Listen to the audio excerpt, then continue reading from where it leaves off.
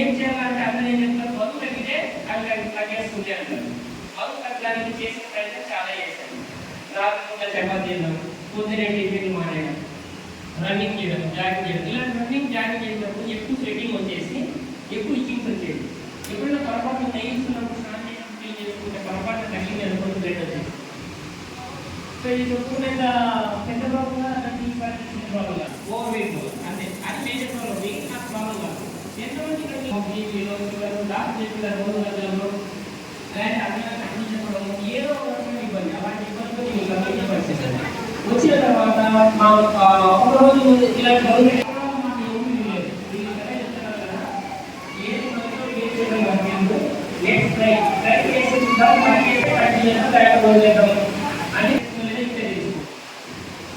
మనము ఏదైనా బీపీ కానీ షుగర్ కానీ గ్యాస్ కానీ వచ్చింది అంటే సంవత్సరాల తరబడి మాత్రం వాడతాం కదా, కరెక్టా? ఏ రోజైనా డాక్టర్కి ఎన్ని రోజులు వాడాలని అడిగారా? ఇంకా ఎన్ని రోజులు వాడాలా, ఇంకా ఎన్ని రోజులు మార్కెట్ చేయాలని అడగలేదు. కానీ ఇక్కడ మాత్రం అడుగుతాం చాలా వండర్ఫుల్ రిజల్ట్ తీసుకోవచ్చు. అలా 21 రోజుల తర్వాత అమేజింగ్ అని 6 kilos వెయిట్ లాస్ అయ్యారు.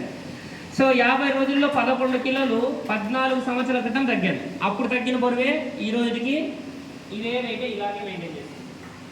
సో బరువు తగ్గడం చాలా తేలిక హెర్బలైఫ్ కమ్యూనిటీ ద్వారా, కానీ ఆ బరువుని నిలబెట్టుకోవాలంటేనే కష్టం. సో బరువుని నిలుపుకోవాలి అంటే మాత్రం మనము కాదు, బరువు తగ్గిన తర్వాత అదే పువ్వులోనే ప్రయాణం చేస్తున్నాం. అందుకే నా వెయిట్ అనేది ఎలా తగ్గిందో అలాగే మెయింటైన్ చేసుకోగలుగుతున్నాను అనమాట. ఓకే, సో దీంతో పాటు ఎప్పుడైతే బరువు తగ్గానో నాకున్న థైరాయిడ్ ఛాలెంజ్, నాకున్న గ్యాస్ట్రిక్ ఛాలెంజ్, చీటికి మాటికి వచ్చే హెడేక్ ఛాలెంజ్, ఇలాంటి చిన్న చిన్న ఛాలెంజెస్ అన్ని కంప్లీట్గా